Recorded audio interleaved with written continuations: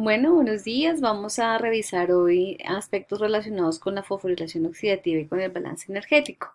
La idea es que a través de esta sesión entendamos qué es lo de la fosforilación oxidativa y dónde ocurre, cuál es la composición, organización y localización de la cadena transportadora de electrones, explicar cómo es que se produce el ATP a través de la fosforilación oxidativa, cómo se regula esta ruta o cómo se inhibe y finalmente explicar un ejercicio, bueno, o establecer esto del balance energético.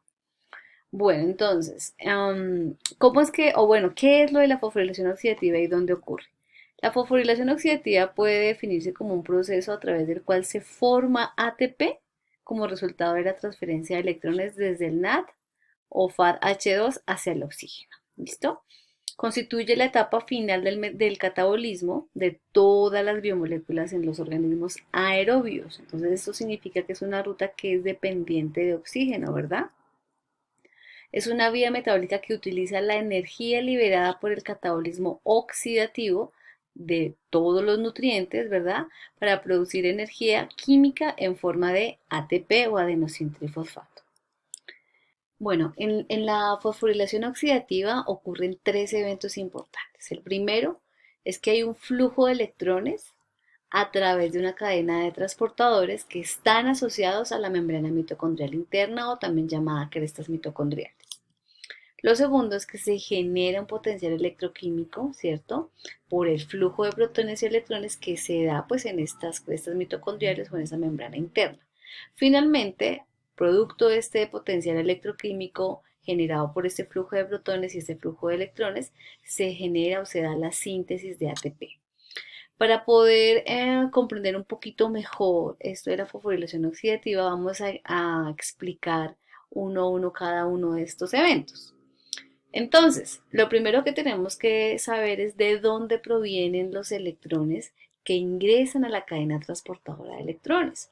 Entonces, recuerden que nuestra grafiquita que hemos mostrado ya en varias sesiones, aquí nos muestra que a través de los procesos de oxidación de la glucosa, de la oxidación de los ácidos grasos, digamos que aquí en aminoácidos no me muestra electrones, pero sí hay algunas reacciones donde se generan elementos reductores, ¿verdad? Que transportan esos electrones hacia la cadena transportadora de electrones, ¿sí? O hacia la cadena respiratoria, si también lo quieren llamar así, ¿sí? Entonces vamos a identificar en cada uno de estos procesos, sobre todo en la glicólisis y en ácidos grasos que ya lo vimos, en dónde es que se generan esos elementos reductores. Lo vamos a recordar porque ya lo vimos. Entonces, en la glucólisis, como lo mencionamos en sesiones anteriores, esta glucólisis se divide en dos fases, ¿no es cierto? Y en la segunda fase, ¿cierto? En la reacción 6 de la segunda fase, se me produce nuestro primer NADH+, pero recuerden que en esta segunda fase, por cada molécula de glucosa que se está rompiendo o que se está oxidando, ¿cierto? Se generan dos moléculas de gliceraldehído 3-fosfato. Es decir, que por cada molécula de glucosa que se está oxidando tendremos dos NADH+, que es lo que estoy mostrando aquí. ¿Listo? En el paso de la oxidación del piruvato, es decir, cuando el piruvato es transformado en acetil-CoA, aquí también se generan elementos reductores. ¿Sí? En la segunda reacción generamos un NADH, pero recuerden que producto de la oxidación de la glucosa nosotros obtenemos dos piruvatos. Eso significa que obtendríamos otras dos moléculas de NADH+. Entonces hasta aquí ya llevamos cuatro moléculas de NADH+. ¿Listo? Ahora bien, de cada piruvato, pues nosotros obtenemos un acetil-CoA. Y por cada acetil-CoA que ingresa al ciclo de Krebs, obtenemos 3 NADH+, ¿no es cierto? Y un FADH2, que es lo que estamos viendo aquí. Es decir, que por cada, digamos que por cada molécula de glucosa, finalmente en el ciclo de Krebs obtenemos 6 NADH+, 2 FADH2 y aquí pues les estoy mostrando este GTP, ¿no es cierto? Que es el que se obtiene en cada uno de los ciclos, pero como tenemos dos ciclos de Krebs porque tenemos dos acetil-CoA, pues tendríamos dos GTPs, ¿listo? Chicos, en algunos libros me ponen NADH pero digamos que lo correcto es NADH+, es como en sentido práctico que lo ponen, ¿listo? Para que no se me vayan a confundir. Bien, entonces aquí está como el resumen de los elementos reductores que nosotros podemos obtener a través de la oxidación de una molécula de glucosa. Por cada molécula de glucosa que se oxida, ¿cierto? En esta primera fase, es decir, del paso de glucosa a piruvato, obtenemos 2 NADH+. Del paso de piruvato a acetil-CoA obtenemos 2 NADH+, otros dos NADH+. Ahora, en el ciclo de Krebs, por cada molécula de glucosa que se oxida, obtenemos 6 NADH+ y 2 FADH2.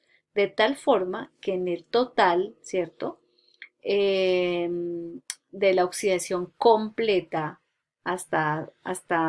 digamos, o más bien que de la oxidación hasta ciclo de Krebs, de una molécula de glucosa, pues obtenemos 10 NADH+ y 2 FADH2. ¿De dónde salen estos 10? Pues 2 y 2, 4, y 6 que tenemos acá del ciclo de Krebs, pues da 10, y estos dos, pues son estos 2 FADH2 que se generan en cada uno de los ciclos. Uno que está aquí, ¿verdad? Y el otro que está aquí. Bien, listo. Ahora, ¿qué pasa con los otros azúcares? ¿Qué pasa con la fructosa? ¿Qué pasa con la galactosa? ¿Qué pasa con la sacarosa? ¿Qué pasa con la lactosa? Les voy a, digamos, mostrar un ejemplo con la fructosa para que se den cuenta que es exactamente lo mismo, porque la fructosa también sufre en la primera fase, em, digamos que una fosforilación, ¿no es cierto? Que conduce al final a que esta fructosa se transforme en gliceraldehído 3-fosfato, que es el intermediario que continúa en la ruta glicolípica, ¿sí? Es decir, que la producción de NAT a partir de la fructosa, pues es la misma cantidad, ¿cierto? Digamos que es el mismo balance que si partiéramos de una molécula de glucosa. Ahora bien, ¿qué pasa con la sacarosa y con la lactosa? Pues ustedes allá muy juiciosos tienen que identificar qué azúcares hacen parte cada uno de estos disacáridos y hacer el análisis de cuántos NAT se generan, cuántos FAT se generan si se oxida completamente cada una de estas moléculas. ¿Listo? Bien, entonces hasta aquí ya tendríamos o recordaríamos más bien desde dónde se obtienen los electrones que están ingresando aquí a la cadena transportadora de electrones a través de una oxidación de una molécula de glucosa. ¿De dónde obtenemos o de dónde salen estos electrones? Por la oxidación de los ácidos grasos. Recuerden que los ácidos grasos sufren un proceso que se llama beta oxidación y en esa beta oxidación, ¿no es cierto?, se produce un número importante de NADH y FADH2. ¿Cuántos NAT y cuántos FADH2 se producen? Pues eso depende del número de ciclos de beta oxidación, ¿no es cierto? Ahora bien, ¿de qué depende ese número de ciclos de beta-oxidación? Depende básicamente del número de carbonos que tenga el ácido graso.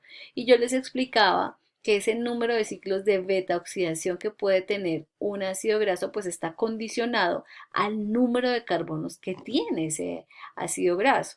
Y les explicaba esta formulita. Ustedes podrían calcular ese número de ciclos dividiendo el número de carbonos del ácido graso en 2 y restarle -1.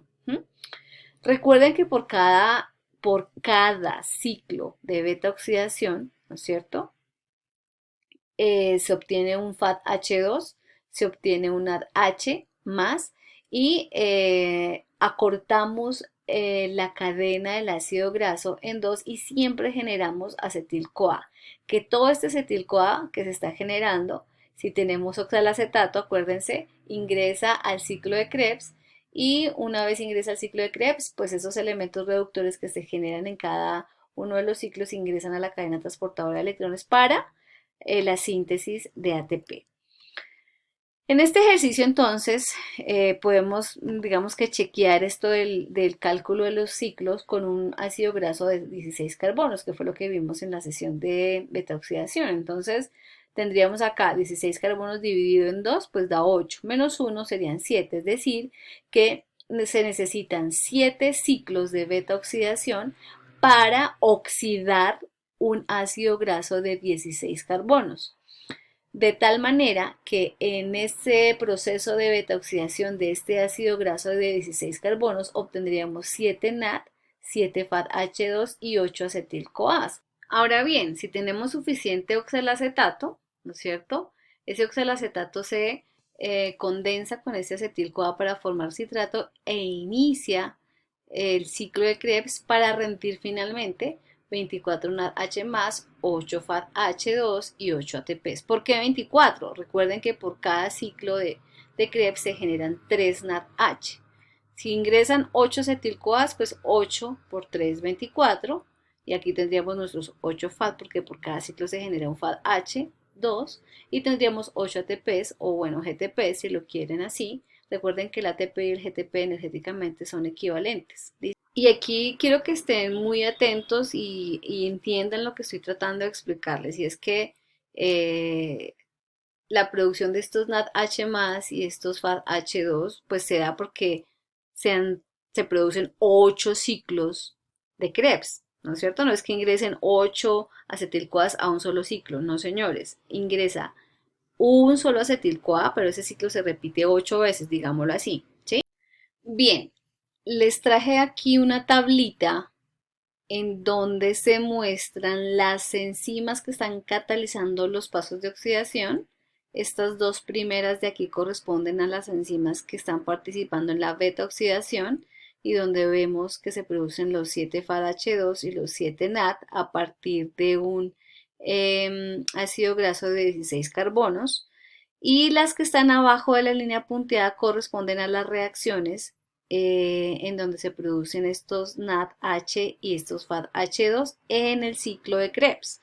Entonces, asumiendo que fuera un solo acetil-CoA que esté, digamos, haciendo esa vuelta en el ciclo de Krebs, pues aquí tendríamos un NAD, el otro NAD y el otro NAD. Recuerden que son 3 NAD por cada ciclo y un FADH2. Pero como son 8 acetil-CoAs, pues tendrás 8 NADH en esta reacción catalizada por esa enzima, 8 NAD aquí y otros 8 NAD aquí y otros 8 FADH2 aquí. ¿Listo? Ahora, en esta columna pues están, digamos que se muestran los valores de ATP que finalmente se forman en la fosforilación oxidativa. ¿De dónde se sacan estos valores? Para el caso de los FADH2, pues se multiplica por 1.5, que es el rendimiento que se tiene a partir de los electrones que se entregan desde FADH2. Mientras que en el FAD se multiplica por 2.5. ¿Listo? Por cada molécula de NADH más que ingresa a la cadena transportadora de electrones se sintetizan 2.5 moléculas de ATP. Es para que lo tengan presente. Este 8 que está aquí corresponde a los 8 GTPs o ATPs que se generan por cada ciclo de, de Krebs pues, que se da en la célula. ¿Listo?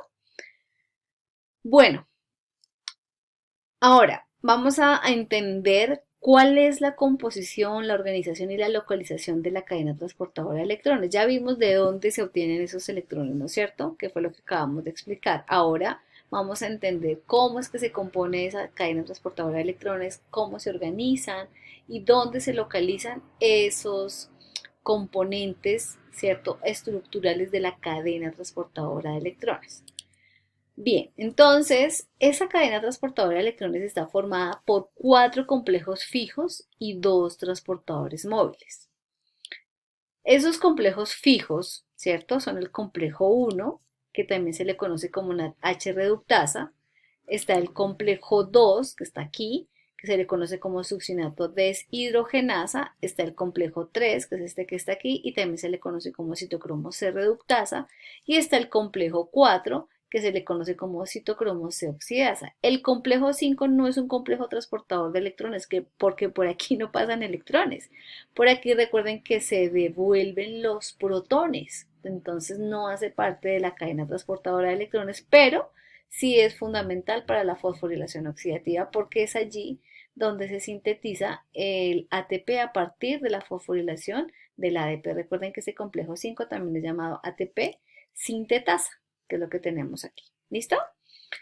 Bien, Los transportadores móviles que están haciendo parte de esta cadena transportadora de electrones son dos. La coenzima Q o ubiquinona, también la pueden encontrar así en sus libros, o el transportador citocromo C. Estos dos transportadores son transportadores móviles. En cambio, el complejo 1, el complejo 3, el complejo 4 son transportadores, digamos que son proteínas transmembranales que están fijas en la membrana interna mitocondrial. ¿M? Eh, Mientras que la coenzima Q y el citocromo C pues se pueden mover, digamos que en estos espacios transmembranales. Ellos pueden desplazarse de un complejo a otro, transportando los electrones que están recibiendo estos complejos a partir del NAD y a partir del FADH2. ¿Listo? En este cuadrito se resume digamos que el tamaño, la masa que tienen estos complejos, el número de subunidades. Fíjense que casi que todas, excepto el citocromo C, tienen más de una subunidad. ¿Qué significa eso? Que tienen más de una cadena polipeptídica. Por ejemplo, la NAD que es el complejo 1, tiene 43 subunidades. Los números en paréntesis identifican o bueno, representan el número de subunidades que se encuentran de este complejo, pero en bacterias. ¿Listo? La succinato deshidrogenasa tiene 4 subunidades. La citocromo C reductasa, que es el complejo 3, tiene 11 subunidades, es decir, 11 cadenas polipeptídicas. El citocromo C tiene solamente una y el citocromo oxidasa puede tener 13 y en las bacterias pues hay menos, está entre 3 y 4 subunidades. Hay otra cosa que es muy importante y quiero que lo tengan presente y es que cada uno de estos complejos tiene dentro de su estructura un grupo prostético. Recuerden que un grupo prostético es un tipo de cofactor, ¿no es cierto? De naturaleza no proteica, que hace parte de esa enzima, porque son complejos enzimáticos, chicos, ¿cierto? Para que, digamos que tengan o cumplan su función catalítica.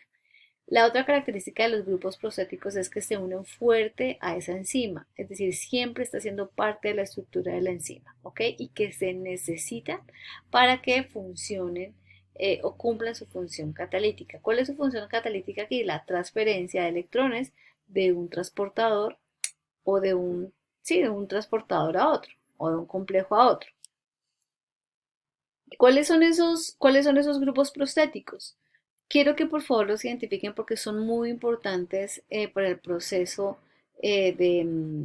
digamos que para entender esto de la fosforilación oxidativa. Entonces, aquí es el complejo 1 y tiene como grupos prostéticos el flavin mononucleótido y también unos centros hierro-azufre que tienen la capacidad de recibir y donar electrones. Lo mismo acá, la succinato deshidrogenasa pues tiene alfa, también tiene otros centros hierro-azufre y está el complejo 3 que tiene grupo hemo, también tiene complejos hierro-azufre.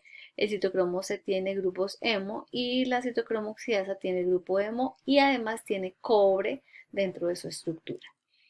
Bueno, eso lo vamos a explicar un poquito más adelante para que ustedes entiendan cuál es el papel que tienen estos grupos prostéticos en el transporte de electrones mediado por estos complejos. ¿Listo? Bien, ahora vamos a explicar pues dónde es que se ubican estos complejos que hacen parte de la cadena transportadora de electrones. Ya lo hemos mencionado, hemos dicho que se encuentran en la membrana interna mitocondrial, pero ojo que quiero aquí hacer énfasis que esto es básicamente para eucariotas. En las células procariotas se ubica en la membrana plasmática y estructuralmente la cadena transportadora de electrones es muy parecida, ¿sí? Ahora bien, recuerden que en eucariotas pues están las mitocondrias, ¿verdad? En las procariotas no tenemos mitocondrias y que estos organelos son organelos membranosos que tienen dos membranas, una membrana externa, está aquí el espacio intermembranal, está la membrana interna y aquí está la matriz mitocondrial. Esto sería la matriz mitocondrial, que sería lo que está aquí como en café, ¿no es cierto? El espacio intermembranal es este que está aquí y correspondería a esto que está aquí. ¿Listo?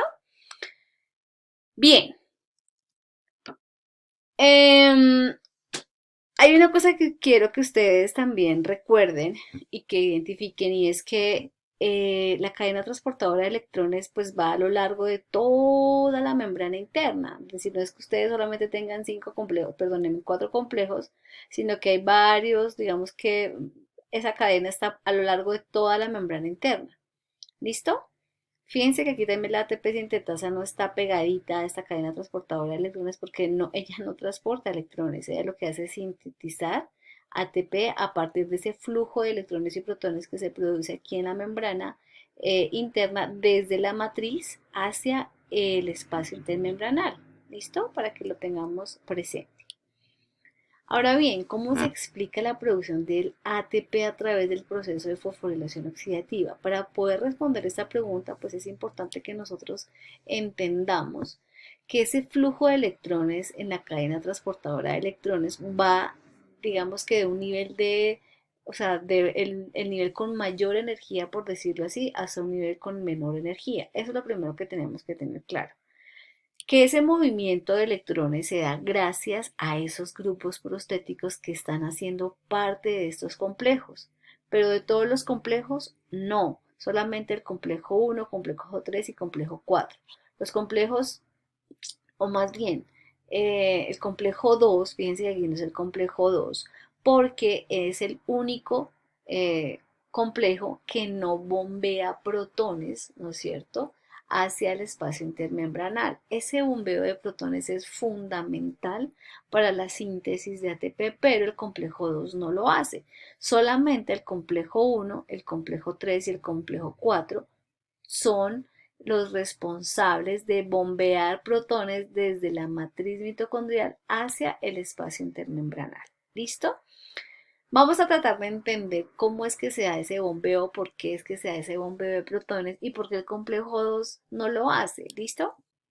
Bien, entonces vamos a empezar por el complejo 1. Vamos a detallar algunas características y propiedades de ese complejo 1. Aquí lo tenemos un poquito más grande y vemos que ese complejo 1, pues lo primero que sucede en ese complejo 1 es que allí se oxida el NADH+, ¿sí? ¿Por qué se oxida? Porque el NADH+, está entregando los electrones que está transportando a este complejo 1, ¿listo? Es decir que allí, ese complejo 1, recibe, como les estoy diciendo, dos electrones que están siendo transportados por el NAD y se los entrega al mononucleótido de flavina FMN, ¿cierto? Que hace parte de la estructura de ese complejo 1. Es un grupo prostético de este complejo 1. Ahora bien, este FMN le entrega estos electrones a estos centros de hierro azufre que están aquí, ¿no es cierto? Y pues o le transfiere esos electrones a estos centros de hierro azufre y estos centros de hierro azufre le entregan nuevamente esos electrones a la coenzima Q o ubiquinona. ¿Listo? Esa ubiquinona pues también se reduce y se transforma a QH2. Ese movimiento de electrones a través de estos grupos prostéticos, ¿no es cierto? Es decir, desde el NAD, FMN, centros hierro azufre y coenzima Q, hacen que se genere una energía potencial que es usado o que es usada por los protones que están aquí en la matriz mitocondrial, ¿cierto? Para poder salir hacia el espacio intermembranal.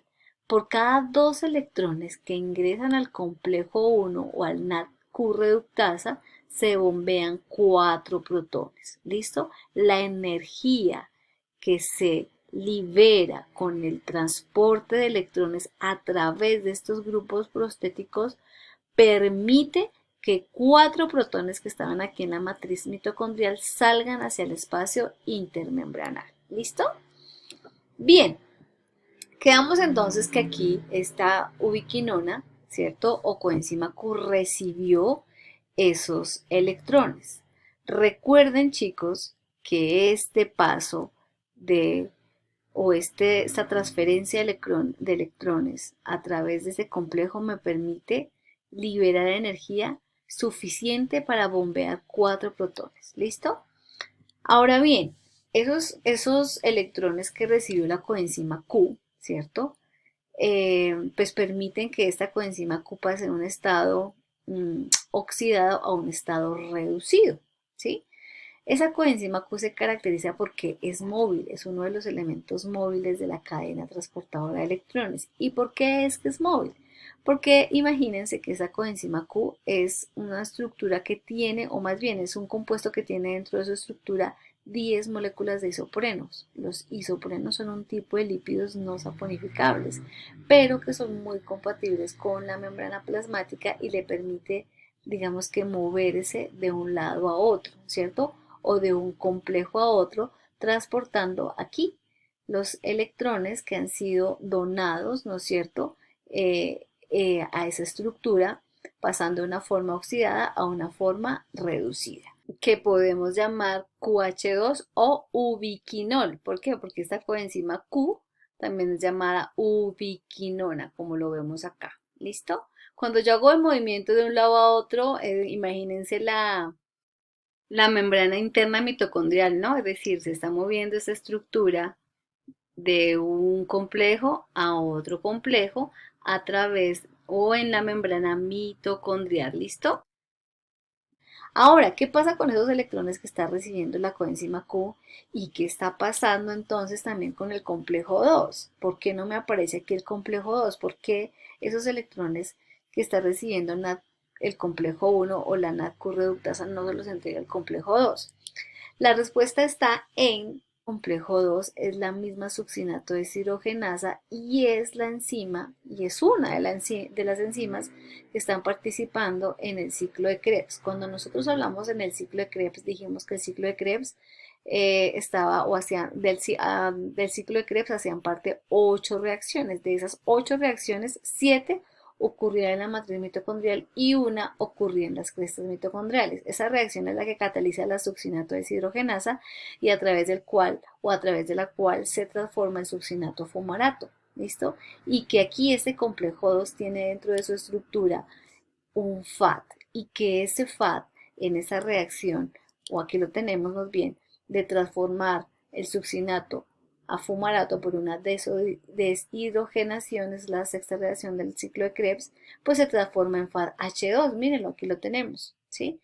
Tomó, robó dos electrones, ¿no es cierto?, de este sustrato, lo transformó a fumarato y finalmente, pues digamos que quedó pues ese FAT con dos electrones. Esos electrones luego los pasa también a centros hierro-azufre y estos centros hierro-azufre los pasa también a coenzima Q. ¿Listo? Los pasa también a coenzima Q. Aquí no hay bombeo de protones, ni se reciben tampoco más electrones, ¿cierto? Desde el complejo 1, porque primero, la energía que se da con el, digamos, con el transporte de estos electrones desde FAD a estos centros hierro, azufre y luego hacia la coenzima Q no es suficiente. La energía que se genera no es suficiente para bombear los protones desde la matriz mitocondrial hasta el espacio intermembranal. ¿Listo? Esa es la razón por la que no se bombean protones, porque el complejo 1 es exclusivo de NAD, es decir, solamente me recibe electrones desde NAD. ¿Por qué? Porque dentro de su estructura, eh, digamos que tiene ese FMN que solamente me recibe los electrones que provienen de NAD, ¿ok? Mientras que aquí en el complejo 2 tenemos esa succinato deshidrogenasa cuyo grupo prostético es el FAT. Entonces, eso explica por qué solamente el complejo 2 me recibe electrones desde FAD, tiene esos electrones que almacena o que transporta FAD. ¿Listo? En la siguiente diapositiva, pues les muestro cómo ese complejo 1, lo que les estoy diciendo, solamente me recibe NAD y el complejo 2 de FAD, y ambos complejos, eso sí es común en ellos, le entregan esos electrones a la coenzima Q, y esa coenzima Q, que está reducida porque ha recibido esos electrones, luego se oxida entregando esos electrones al complejo 3. ¿Listo? Ese complejo 3 también es una proteína transmembranal, también tiene grupos prostéticos, está formado por 11 subunidades y dentro de esas 11 subunidades tenemos unas proteínas que se llaman citocromos. Esos citocromos dentro de su estructura tienen unos grupos prostéticos que se llaman grupos prostéticos hemo. Y esos grupos prostéticos hemo se caracterizan porque tienen una estructura base eh, llamada protoporfirinas. Y aquí yo me devuelvo a esta diapositiva del ciclo de Krebs, donde les mencionaba lo del carácter anfibólico y les decía que el succinilcoenzima A era precursor de las porfirinas y el grupo hemo. Miren, aquí aparecen, esas porfirinas son fundamentales para, digamos, la estructura funcional del complejo 3. ¿Por qué? Porque tienen dentro de su estructura estos grupos hemo y son fundamentales para la transferencia de electrones. ¿Listo? En ese complejo 3. Quiero dejar claro que ese grupo hemo está haciendo parte de estos citocromos, que son un tipo de proteínas que hacen parte de ese complejo 3. Se llaman por eso complejos, porque están formadas por varias subunidades o por diferentes tipos de proteínas que pues de manera conjunta articulan una función. En este caso la función es la transferencia de electrones. ¿Listo? Aquí hay una cosa bien importante y es que la transferencia de electrones desde la coenzima Q al complejo 3 activa también esa transferencia o ese movimiento de protones desde la matriz mitocondrial hacia el espacio transmembranal. Sin embargo, la energía que se genera por el transporte de estos electrones solamente me permite bombear dos protones. Fíjense que aquí en el complejo 1 se bombeaban 4 protones. Es decir, la energía que se produce desde los electrones o por el movimiento de electrones que vienen desde NAD es mayor, ¿cierto? Que cuando vienen, por ejemplo, de FAT, ¿cierto? O cuando son entregados desde la coenzima Q al complejo 3. Eso es muy importante para que lo tengan presente. Desde el complejo 1 se bombean 4 protones y desde el complejo 2 se bombean 3 protones. ¿Por qué? Porque la energía que se genera aquí es menor, solamente permite bombear 2 protones. ¿Listo? Esos electrones que están siendo transferidos, ¿no es cierto?, de complejo a complejo, luego desde el complejo 3 son recibidos por el citocromo C. Ese citocromo C solamente tiene una subunidad y tiene un grupo prostético que es el grupo prostético hemo, que es este que está aquí, y ese grupo prostético es el que me está recibiendo esos electrones, ¿no es cierto?, que vienen del complejo 3 y los está transportando hacia el complejo 4. Recuerden que la coenzima Q y el citocromo C son, digamos que proteínas móviles que pueden desplazarse de un complejo a otro transportando los electrones. Eso es lo que yo les explicaba en una diapositiva anterior, ¿sí?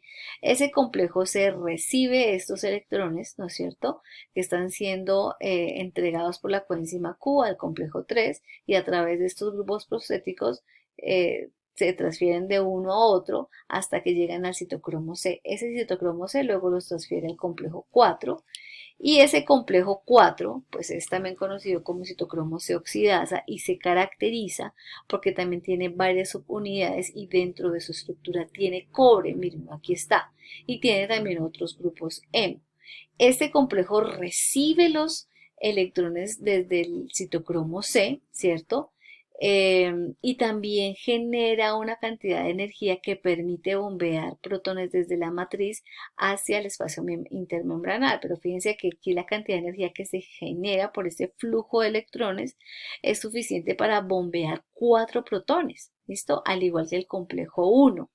Hay otra cosa que pasa aquí que es muy importante y es que aquí los electrones que están ingresando o que están siendo recibidos, ¿cierto?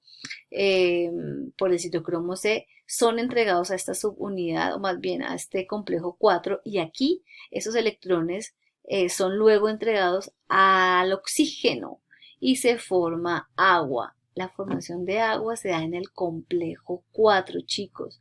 Aquí es donde se gasta casi que el 90% del oxígeno que está en nuestras células. ¿Por qué?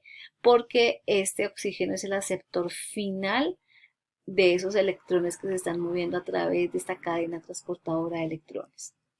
¿Listo? Y como les digo, la energía que se genera por ese transporte de electrones en este complejo es suficiente para bombear 4 protones desde la matriz mitocondrial hacia el espacio transmembranal.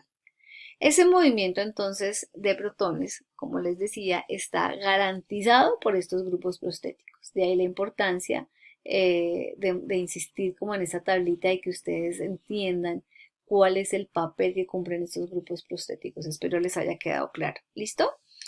Ya vimos entonces ese primer evento importante de la fosforilación oxidativa, que es el flujo de electrones, y ya entendimos cómo es que se da ese flujo. Ahora, también vamos a entender o vamos a explicar por qué es que se genera ese potencial electroquímico que favorece la síntesis de ATP, que es nuestro último evento en la fosforilación oxidativa.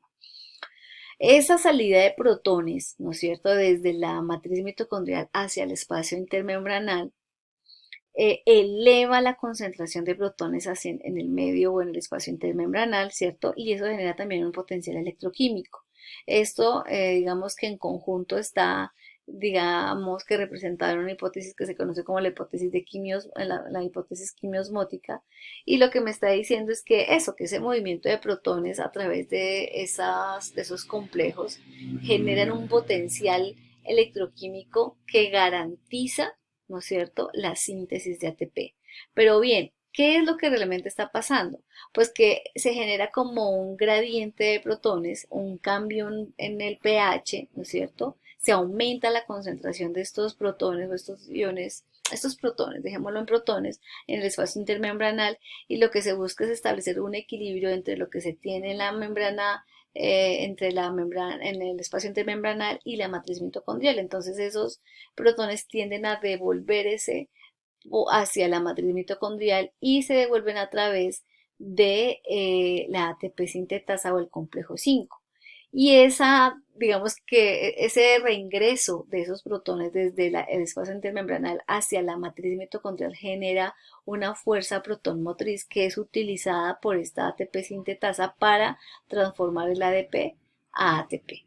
Y hasta aquí entonces ya tendríamos nuestros 3 eventos asociados con la fosforilación oxidativa. ¿Listo? Bueno, ahora nos queda explicar lo del rendimiento neto, entender de dónde salen estos 2.5 ATPs y este 1.5 ATPs a partir de NAT y a partir de FADH2. Ese rendimiento neto está estrechamente relacionado con la cantidad de protones que se bombean desde la matriz mitocondrial, ¿no es cierto?, hacia el espacio intermembranal y el número o la cantidad de protones que ingresan hacia la matriz mitocondrial, ¿no es cierto?, y que se requieren para la síntesis de una molécula de ATP. Entonces, atentos aquí. La ATP sintetasa requiere digamos que la translocación o el reingreso de 3 protones, ¿cierto? Por cada 3 protones que ingresan nuevamente a la matriz mitocondrial o que se devuelven desde el espacio intermembranal hacia la matriz mitocondrial, se sintetiza o se produce un ATP. ¿Listo?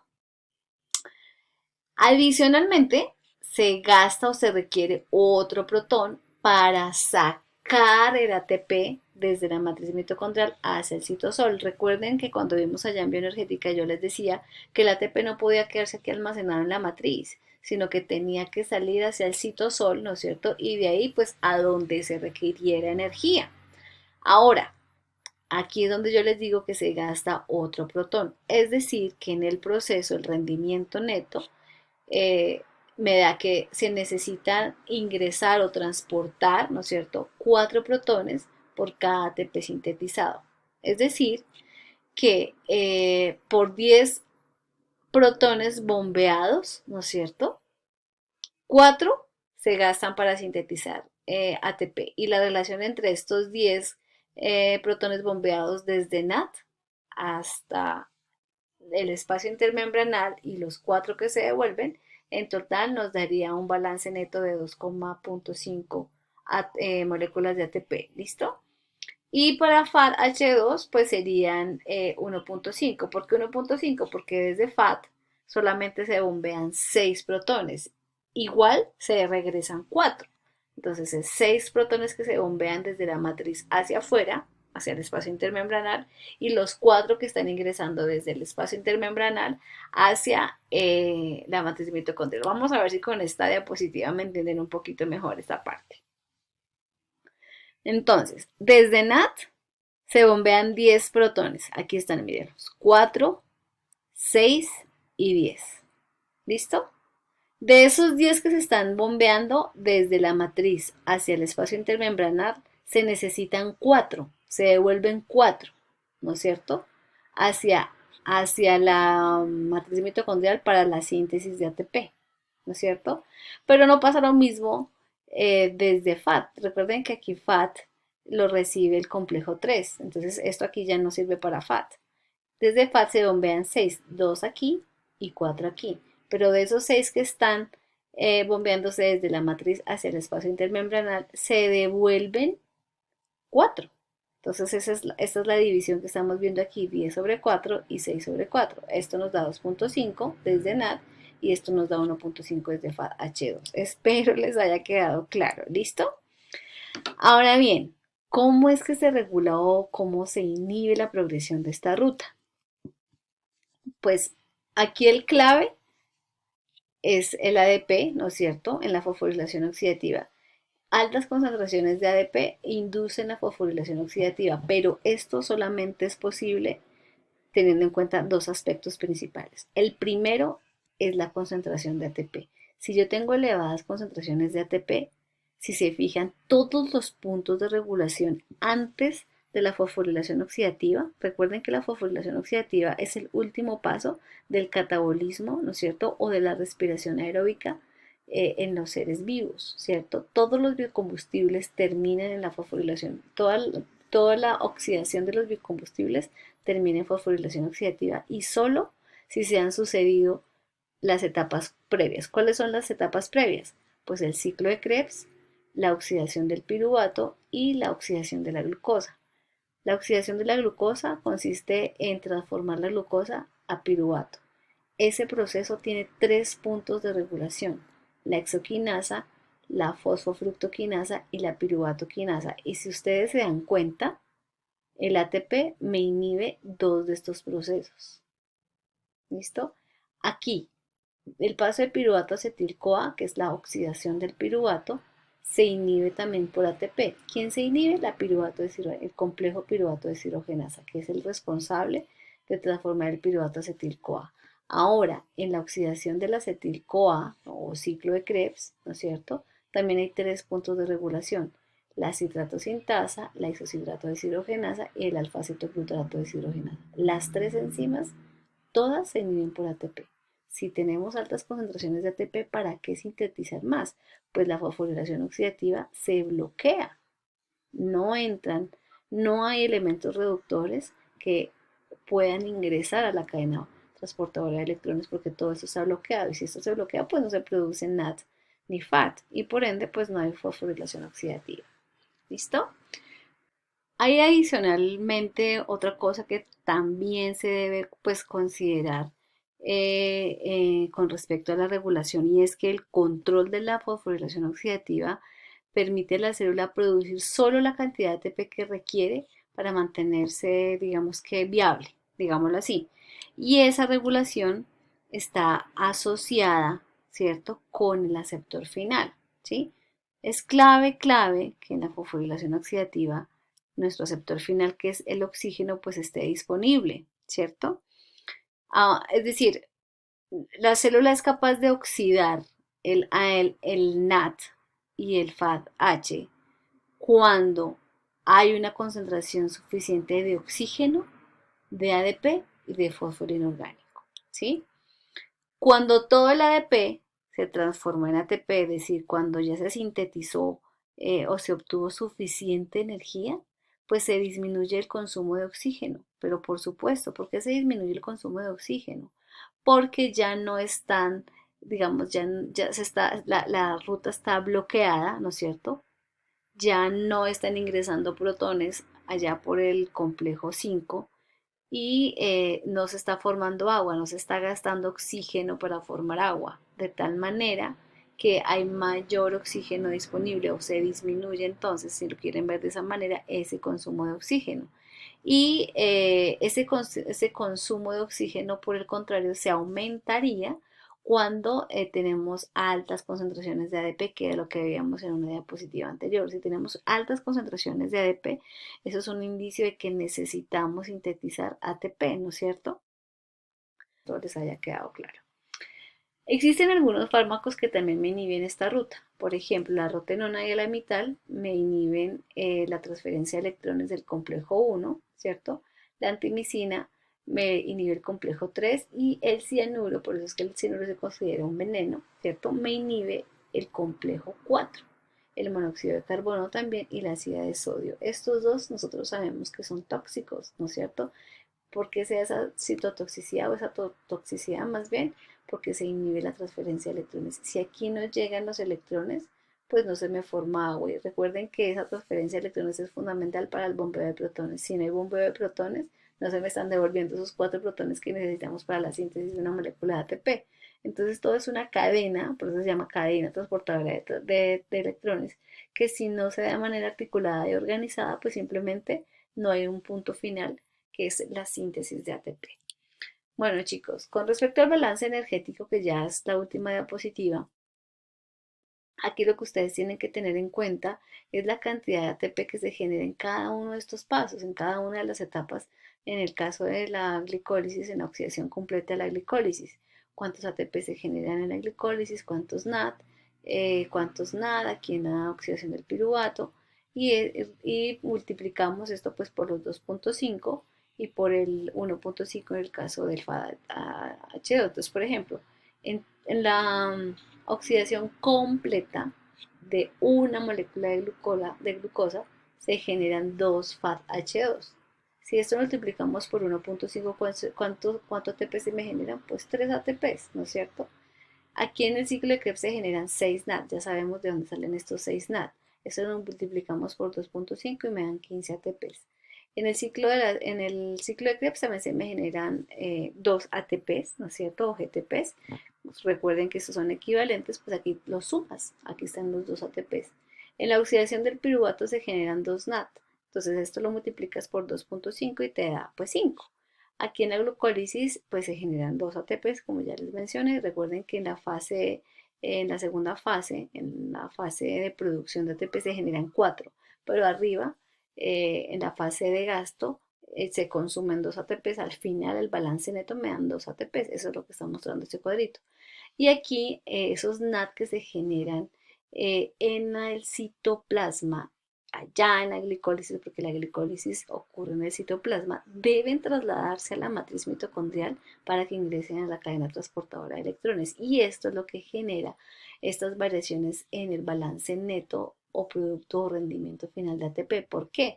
Porque imagínense que estos NAT que vienen desde el citoplasma o que vienen, por ejemplo, sí, sobre todo del citoplasma, no me producen los mismos 2,5 moléculas de ATP, se genera menos ATP. Y el 3 o 5 depende del tipo de células, si son musculares, si son hepáticas, entonces esto varía dependiendo del tipo de célula. Chicos, espero les haya quedado claro. Intenten hacer lo mismo con un ácido graso para saber el balance neto de cuánto ATP se genera a partir de un ácido graso. Inténtelo para la sacarosa, inténtelo para la lactosa y miramos a ver cómo les va con eso. Eso es todo. Espero les haya quedado claro. Sé que estaba un poquito larga la presentación. Aquí les traje este cuadrito de recorderis. No olviden llenarlo. Es importante que ustedes hagan ese ejercicio de identificar las diferentes enzimas, los diferentes sustratos, los puntos de inhibición de cada una de estas rutas. ¿Listo? Muchísimas gracias por su atención. Espero eh, que pues les haya quedado claro esto de la fosforilación oxidativa, que estaban como muy inquietos con digamos que con este tema. Y pues nada, nos vemos en la siguiente sesión, que es la de proteínas.